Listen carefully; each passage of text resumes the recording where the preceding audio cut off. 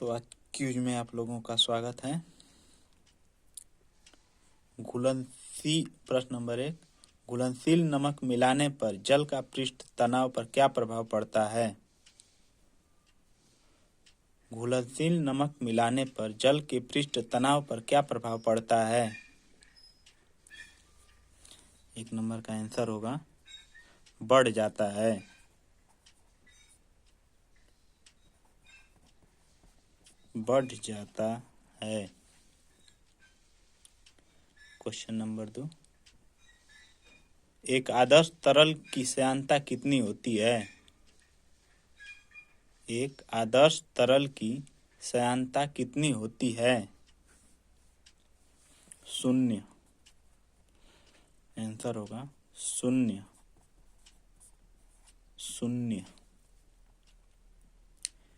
Question number 3, पेड़ पौधों की शाखाओं, तनों एवं पत्तियों तक जल और आवश्यक लवण किस क्रिया द्वारा पहुंचता है?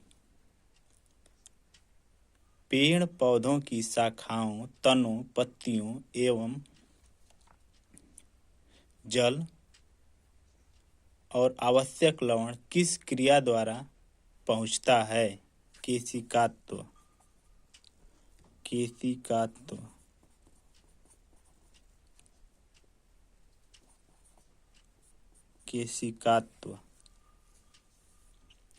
चंद्रमा पर G का मान पृथ्वी के G के मान का कितना होता है? चंद्रमा पर G का मान पृथ्वी के G का मान का कितना होता है? 1/6 गुना। 1/6 गुना। प्रश्न नंबर 5 है, किसी कारण द्वारा उत्पन्न विक्षोभ के आगे बढ़ने की प्रक्रिया को क्या कहते हैं? किसी कारण द्वारा उत्पन्न विक्षोभ के आगे बढ़ने की प्रक्रिया को क्या कहते हैं? आंसर दीजिए और कमेंट में लिखिए। तरंग गति।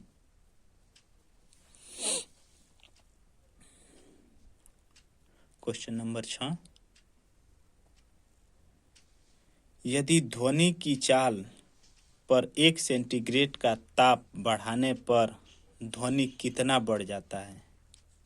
यदि ध्वनि की चाल पर 1 सेंटीग्रेड ताप बढ़ाने पर ध्वनि कितना बढ़ जाता है? मीटर प्रति सेकंड में बताना है और इसका आंसर होगा 0.61 मीटर प्रति सेकंड बढ़ जाता है।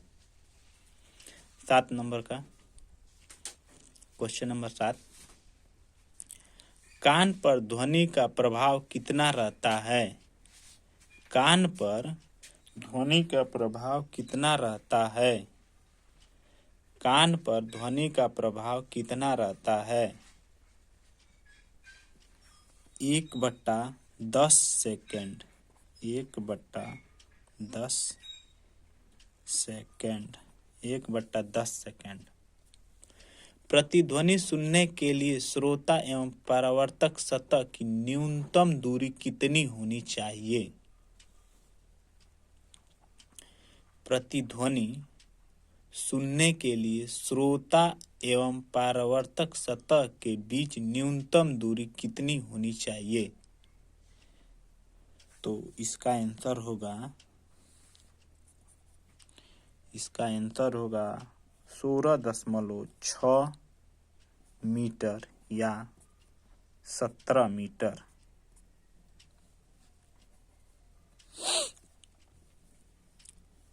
9 नंबर प्रश्न है, प्रकाश के वेग की गणना सबसे पहले किसने किया? क्वेश्चन नंबर 9 का आंसर बताइए। प्रकाश के वेग की गणना सबसे पहले किसने किया? तो इसका आंसर होगा रोमर।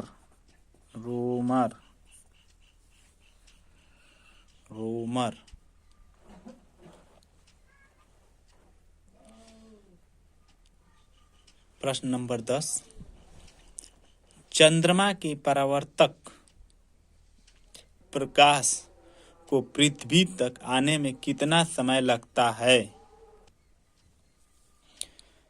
चंद्रमा से परावर्तक प्रकाश को पृथ्वी तक आने में कितना समय लगता है? तो भैया ये समय लगता है 1.28 सेकेंड। 1.28 सेकेंड। और अगला क्वेश्चन है, जैसे कि आप लोग सब जानते हैं कि मैं ये बस क्वेश्चन बता रहा हूँ और आंसर बस आपको दिखा रहा हूँ। ये क्यूज है। पटना में साइंस कॉलेज में क्यूज चलता है, बहुत जगह चलते हैं, गाजीपुर में भी चलता है क्यूज, हर जगह चलता है, इलाहाबाद में भी अक्सर करके चलता है। क्यूज का बहुत फायदा है। 11 नंबर क्वेश्चन, जल में पड़ी परखनली का चमकना किस कारण घटने वाली घटना है? जल में पड़ी परखनली का चमकना किस कारण घटने वाली घटना है? तो इसका आंसर होगा पूर्ण आंतरिक परावर्तन। पूर्ण आंतरिक परावर्तन। पूर्ण आंतरिक परावर्तन। 13 नंबर का क्वेश्चन आप लोगों के सामने पेश करने जा रहा हूं और आप बताइए, हाइड्रोजन बम किस पर आधारित है? हाइड्रोजन बम किस पर आधारित है? तो आप लोग अपने मन में या कहीं लिखकर मूल्यांकन करिए कि कितना सही कर रहे हैं, कितना गलत कर रहे हैं। हाइड्रोजन बम किस पे आधारित है? नाभिकीय संलयन।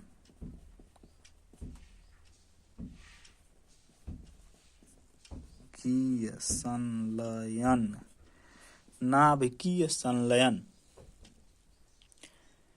14 नंबर क्वेश्चन है, नाभिकीय रिएक्टर में मंदक के रूप में किसका प्रयोग किया जाता है? नाभिकीय रिएक्टर में मंदक के रूप में किसका प्रयोग किया जाता है? भारी जल और ग्रेफाइट ये दोनों का प्रयोग किया जाता है। 15 नंबर है, मंदाकिनियों की विशालता के कारण इसे क्या कहा जाता है? बहुत उम्दा क्वेश्चन है। मंदाकिनियों की विशालता के कारण इसे क्या कहा जाता है? 15 नंबर है और इसका जवाब है प्रायद्वीपीय ब्रह्मांड। प्रायद्वीपीय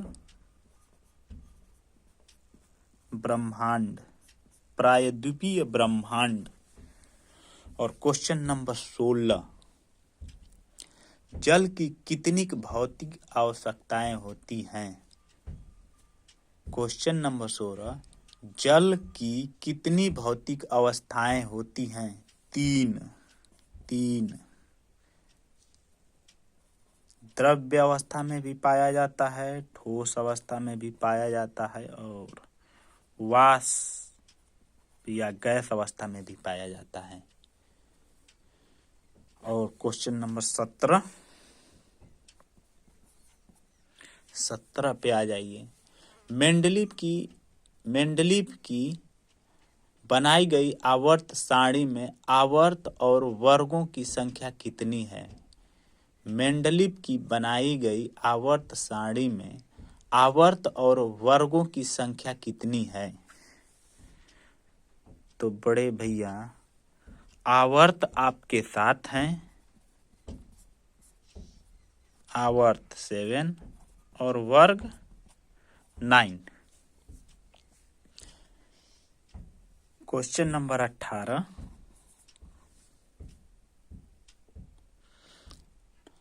सबसे अधिक इलेक्ट्रॉनिक बंधुता किसकी होती है? सबसे अधिक इलेक्ट्रॉनिक बंधुता किसकी होती है? सबसे अधिक इलेक्ट्रॉनिक बंधुता किसकी होती है? क्लोरीन की। क्लोरीन की। टमाटर में कौन सा अम्ल पाया जाता है? क्वेश्चन नंबर 19 है। टमाटर में कौन सा अम्ल पाया जाता है? क्वेश्चन नंबर 19, टमाटर में कौन सा अम्ल पाया जाता है? इसका आंसर होगा ऑक्सैलिक अम्ल। ऑक्सैलिक अम्ल। ऑक्सैलिक अम्ल। ऑक्सैलिक अम्ल।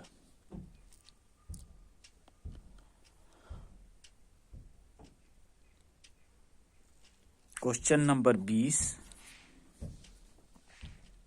अम्ल जलीय विलयन नीले लिटमस को कैसा कर देता है? अम्ल जलीय विलयन नीले लिटमस को कैसा कर देता है? अम्ल जलीय विलयन नीले लिटमस को कैसा कर देता है? तो ये भैया लाल कर देता है। क्वेश्चन नंबर 21, खाना पचाने के लिए किस अम्ल का प्रयोग किया जाता है? खाना पचने के लिए किस अम्ल का प्रयोग किया जाता है? बहुत बार पूछा है ये वैसे। HCl। आंसर होगा HCl। हाइड्रोक्लोरिक अम्ल। क्वेश्चन नंबर 22, लोहे पर जस्ते की परत चढ़ाने के पहले लोहे को साफ करने के लिए किसका प्रयोग किया जाता है? क्वेश्चन नंबर 22 है, ध्यान से सुनिएगा और उत्तर दीजिए। लोहे पर जस्ते की परत चढ़ाने के पहले लोहे को साफ करने के लिए किसका प्रयोग किया जाता है?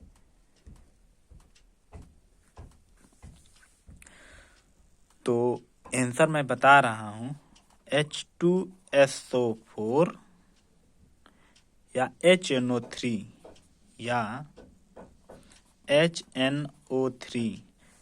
H2SO4 या HNO3 दोनों का प्रयोग किया जाता है। क्वेश्चन नंबर 23, पीएच स्केल सर्वप्रथम किसने दिया? पीएच स्केल सर्वप्रथम किसने दिया था? या पीएच स्केल का खोज सर्वप्रथम किसने किया था?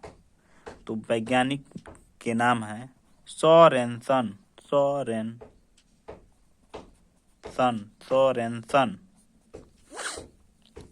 सोरेनसन। आपको अगर प्रश्न मन में याद है टोटल, तो उत्तर का अगर स्क्रीनशॉट लेना चाहते हैं तो ले सकते हैं।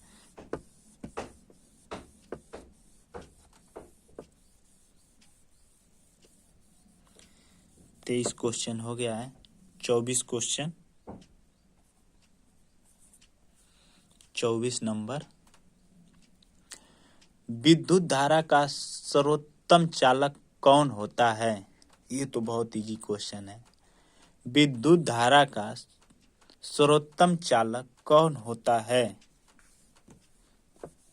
विद्युत धारा का सर्वोत्तम चालक कौन होता है? तो इसका आंसर होगा चांदी और तांबा।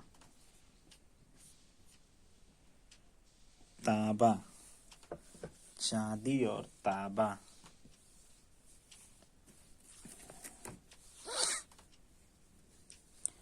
थोड़ा गीला होने के चलते ये फैल जा रही है स्याही, इसे थोड़ा सुखा लिया जाए।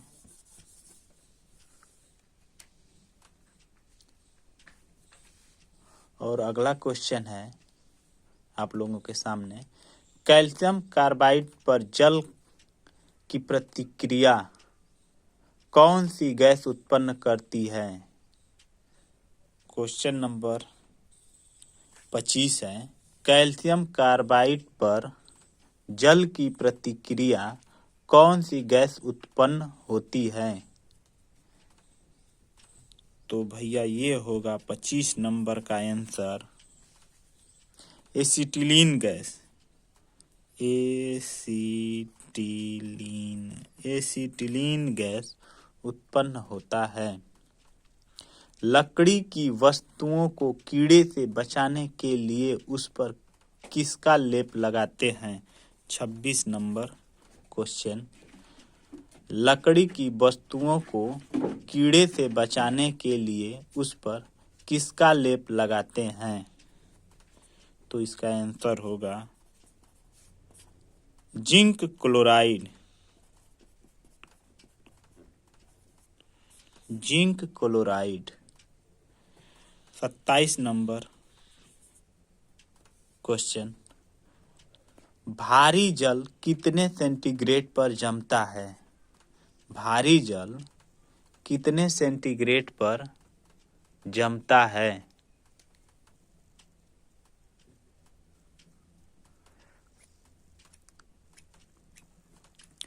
-3.8 सेंटीग्रेड पर। -3.8 सेंटीग्रेड पर। Question number 28। ऑक्सीजन के कितने समस्थानिक होते हैं? Question number 28। ऑक्सीजन के कितने समस्थानिक होते हैं? तो आंसर बताइए भैया, नहीं तो कमेंट करिए। 3। और क्वेश्चन नंबर 29। गर्भ निरोधक गोलियों का आविष्कार किसने किया है? गर्भ निरोधक गोलियों का आविष्कार किसने किया है? तो वैज्ञानिक साहब है पिन्निकस।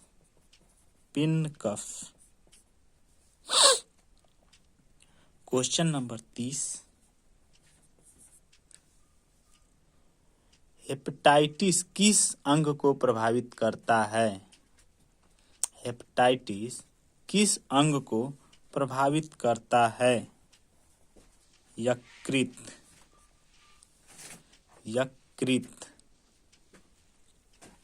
क्वेश्चन नंबर 31 और आज का ये विज्ञान का ये लास्ट क्वेश्चन है।